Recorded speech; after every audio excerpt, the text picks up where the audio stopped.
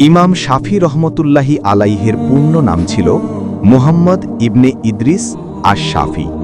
তিনি ১৫০ হিজরি সালে ফিলিস্তিনের গাজা শহরে জন্মগ্রহণ করেন। ছোটবেলায় তিনি কুরআন ও ইমাম মালিকের মুয়াত্তা মুখস্থ করেন।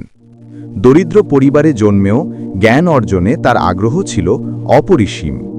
তিনি ইমাম মালিক রহমতুল্লাহি আলাইহির শিষ্য এবং ইসলামী ফিকহার অন্যতম শ্রেষ্ঠ আলেম।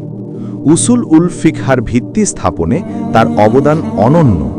তার বিখ্যাত গ্রন্থ আর রিসালা ও আল আজও মুসলিম বিশ্বের সম্পদ।